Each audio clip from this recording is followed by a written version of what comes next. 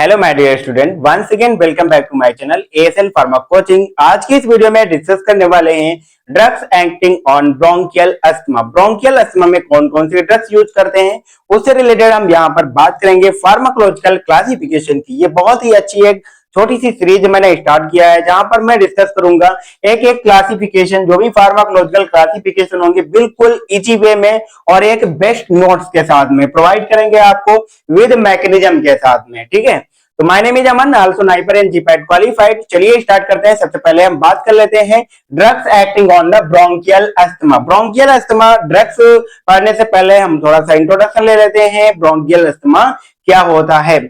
Bronchial की बात आ रही है यानी ब्रोंकाई की बात आ रही है, एयरवेज की बात कर रहे हैं। ठीक है, तो यहाँ पर ब्रोंकियल अस्थमा में क्या होता है, जो एयरवेज होती है यानी ब्रोंकाई होती है वो क्या हो जाती है, उसमें कॉन्ट्रैक्शन हो जाता है, वो नैरो हो जाती है। अब जैसे ही ब्रोंकाई नैरो होगी तो क्या होगा, हमें सांस लेने में प्रॉब्लम्स आएगी। इसी कंडीशन को हम बोलते हैं ब्रोंकियल अस्थमा, क्योंकि ब्रोंकाई में प्रॉब्लम हो रही है तो उसको हम क्या बोलेंगे, ब्रोंकियल अस्थमा बोलेंगे। ठीक है, अभी हम बात कर रहे हैं, चलिए बात करते हैं फार्माकोलॉजिकल क्लासिफिकेशन की। तो क्लासिफिकेशन की बात करते हैं, यहाँ पर डिफरेंट डिफरेंट क्लास की ड्रग्स को यूज किया जाता है। जैसे कि यहाँ पर सबसे पहले और मोस्ट इंपॉर्टेंट ड्रग्स है, एक क्लास है ब्रोंकोडायलेटर। ये बहुत ही इंपॉर्टेंट क्लास है, सबसे ज्यादा यूज की जाती है। ठीक है, नेक्स्ट हमारी क्लास है ब्रोंकोडायलेटर में हम सब क्लास की बात करेंगे beta 2 sympathomimetic, methyl xanthine derivative and anticholinergic drugs. Okay, next हमारी क्लास है लिकोट्राइन एंटागोनिस्ट। लिकोट्राइन एंटागोनिस्ट में हम बात करेंगे मास्ट सेल स्टेबलाइजर की बात करेंगे, एंटी आईजीई एंटीबॉडी की बात करेंगे एंड कार्टिकोस्टेरॉइड की बात करेंगे, जो कि अस्थमा में यूज किए जाते हैं। तो चलिए सबसे पहले हम थोड़ा इंट्रोडक्शन ले लेते हैं, डिटेल ले लेते हैं ब्रोंकोडायलेटर की। अगर हमने स्टार्टिंग की बात किया, जब हम ब्रोंकाई की बात किया, फॉर एग्जांपल यहां पर सिंपल से समझते हैं। मान लीजिए ये ब्रोंकाई है, ठीक है, ये ब्रोंकाई है। ठीक है, और ये क्या है, नॉर्मल ब्रोंकाई है।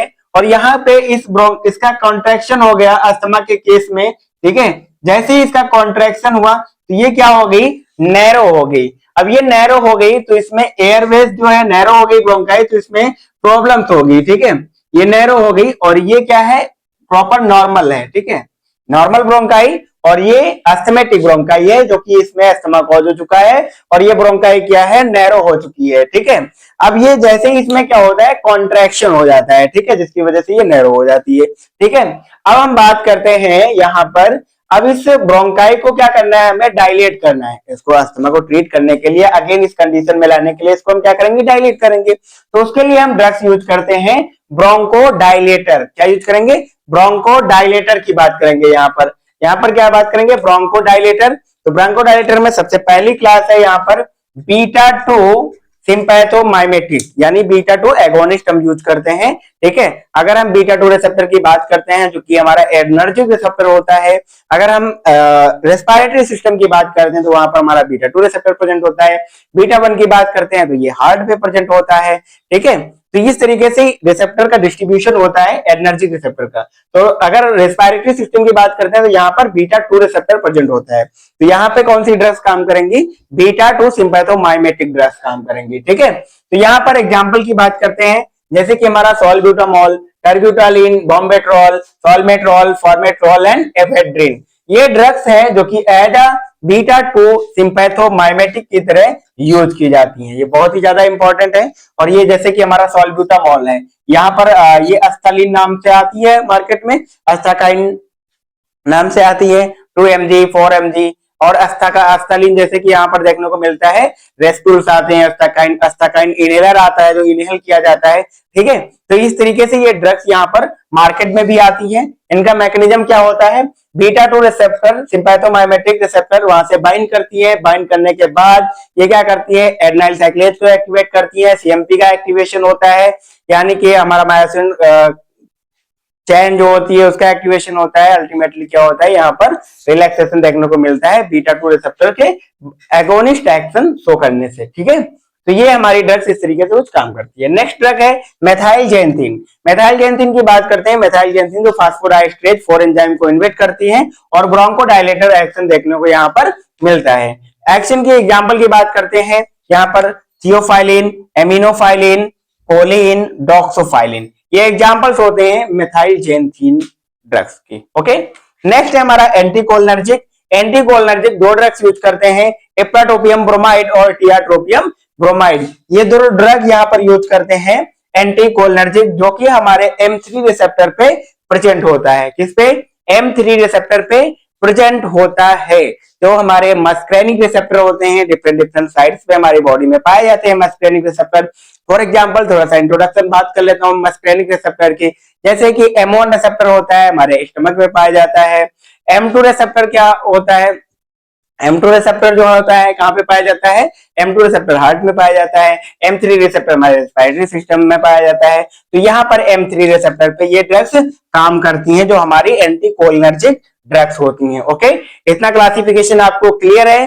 ब्रोंकोडायलेटर जो कि हमारे बीटा सिम्पैथोमाइमेटिक ड्रग्स यूज करेंगे, मेथाइलजेंथीन ड्रग यूज करेंगे और एंटीकोलिनर्जिक ड्रग यूज करेंगे। तीन सब क्लास ड्रग्स, और ये बहुत ही अच्छी तरीके से मैंने लिख दिया है, इसको आप नोट डाउन कर लीजिए कॉपी में। नेक्स्ट हम बात करने वाले हैं लिकोट्राइन्स एंटागोनिस्ट। लिकोट्राइन्स की बात करते हैं, प्रोस्टाग्लैंडिन की बात करते हैं। ये मेडिएटर्स होते हैं जो कि अस्थमा कॉज कराते हैं। ठीक है, यही तो मेडिएटर होते हैं जो कि अस्थमा के लिए रिस्पॉन्सिबल होते हैं। लिकोट्राइन्स, प्रोस्टाग्लैंडिन, ये सब तो रिस्पॉन्सिबल होते हैं। ठीक है, तो यहाँ पर हम बात करते हैं लिकोट्राइन एंटागोनिस्ट, जो हमारे LTC4D4 को जो रिसेप्टर होते हैं यहाँ से बाइंड करके अपना काम करते हैं। यहाँ पर ड्रग्स की बात करते हैं मोंटेलिकोस्ट एंड जाफिरलिकोस्ट। कौन सी? मोंटेलिकोस्ट एंड जाफिरलिकोस्ट। सिंपल सा है, छोटा सा निमोनिक के थ्रू याद रखेंगे।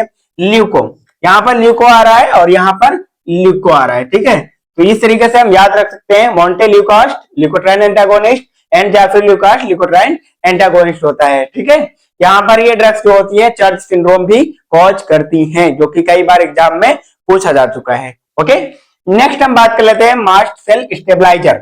मास्ट सेल स्टेबलाइजर, अगर हम बात करते हैं नॉर्मल ऑटोक्वाइट की, ऑटोक्वाइट क्या होते हैं? जो कि हमारे लोकल हार्मोन्स होते हैं जो कि मास्ट सेल में स्टोर रहते हैं ग्रेन्यूल्स के फॉर्म में। जैसे ही कोई भी एंटीजन आता है, एंटीबॉडी प्रेजेंट होती है मास्ट सेल पे, तो वहां से बाइंड करता है, देन क्या होता है? ग्रेनुलेशन होता है। देन उसके बाद जो हमारे ये लिकोट्रेंस हो गया, प्रोस्टाग्लैंडिन का क्या होता है? डीग्रेनुलेशन होता है। फिर उसके बाद ये अपना एक्शन शो करते हैं, कॉन्ट्रैक्शन कॉज कराते हैं। ठीक है, तो इसको हम क्या करेंगे? स्टेबलाइज कर देंगे, जो हमारा ग्रेनुलेशन है उसको स्टॉप कर देंगे, रोक देंगे। ठीक है, कौन सी ड्रग है? कीटोटाइफेन एंड सोडियम क्रोमोग्लाइकेट एंड नेडोक्रोमिल। ठीक है, ये तीन ड्रग है जो कि मास्ट सेल स्टेबलाइजर की तरह यूज की जाती हैं। ठीक है, नेक्स्ट फोर्थ क्लास है यहाँ पर anti IgE antibody. Anti IgE antibody यानी कि एंटी आईजीई की बात करते हैं, जो हमारे टाइप फर्स्ट हाइपरसेंसिटिव रिएक्शन के लिए रिस्पॉन्सिबल होता है। जो हमारी एलर्जिक रिएक्शन होती है टाइप 1, जो आईजीई वहां पर रिस्पॉन्सिबल होता है एंटीबॉडी। ठीक है, तो यहाँ पर क्या करेंगे? इस रिएक्शन को, एलर्जिक रिएक्शन को इनहिबिट करने के लिए हम क्या करेंगे? एंटी आईजीई एंटीबॉडी दे देंगे। ठीक है, फिर क्या है? ये क्या कर देगी? ये हमारे आईजीई को न्यूट्रलाइज करेगी। न्यूट्रलाइज करने के बाद ये काम करेगी। यहाँ पर ड्रग है ओमेलिजुमैब। ओमेलिजुमैब जो कि सबक्यूटेनियस रूट से दी जाती है, जो कि सबक्यूटेनियस रूट से दी जाती है। ठीक है, नेक्स्ट एंड लास्ट क्लास है कॉर्टिकोस्टेरॉइड। कॉर्टिकोस्टेरॉइड क्या होते हैं? ये कोई भी ब्रोंकाई को डायलेट नहीं करते हैं, ये ब्रोंकोडायलेटर नहीं होते हैं। ये कैसे काम करते हैं? ये रिड्यूस करते हैं ब्रोंकियल हाइपर एक्टिविटी। जो ब्रोंकियल हाइपर एक्टिविटी रिएक्शन होती है उसको क्या कर देते हैं? रिड्यूस कर देते हैं। ठीक है, तो डिफरेंट डिफरेंट टाइप्स के कॉर्टिकोस्टेरॉइड यूज किए जाते हैं। Hydrocortisone, prednisolone, beclomethasone, flunisolide and budesonide and dipropionate and ciclesonide. Okay, ये सारे हमारे कॉर्टिकोस्टेरॉइड होते हैं जो कि यूज किए जाते हैं, रिड्यूस करते हैं ब्रोंकियल हाइपर एक्टिविटी रिएक्शन को। तो बहुत ही अच्छे से हमने पूरा क्लासिफिकेशन ब्रोंकियल अस्थमा का डिस्कस कर लिया है। यहाँ से क्लासिफिकेशन से कॉम्पिटिटिव एग्जाम में बहुत सारे क्वेश्चन पूछे जाते हैं, लाइक जीपैट, फार्मासिस्ट, नाइपर का exam and other CUET PG. जितने भी फार्मेसी से रिलेटेड कॉम्पिटिटिव एग्जाम है वहां पर क्लासिफिकेशन से बहुत ज्यादा क्वेश्चन आते हैं। ठीक है, तो ये क्लासिफिकेशन आपके लिए बहुत ही ज्यादा इंपॉर्टेंट होने वाला है। ठीक है, इसको स्क्रीनशॉट ले लीजिए और अपने दोस्तों के साथ शेयर कर दीजिए ताकि उन लोगों को भी ऐसा क्लासिफिकेशन बहुत इजी वे में मिल सके। तो माइंड तब तक के लिए टेक केयर, बाय बाय, मिलते हैं नेक्स्ट क्लासिफिकेशन। के साथ में। चैनल को सब्सक्राइब कर लीजिए और अगर वीडियो अच्छी लगी हो तो वीडियो को लाइक कर दीजिए और कमेंट करके जरूर बताइएगा वीडियो कैसी लगी। Thank you.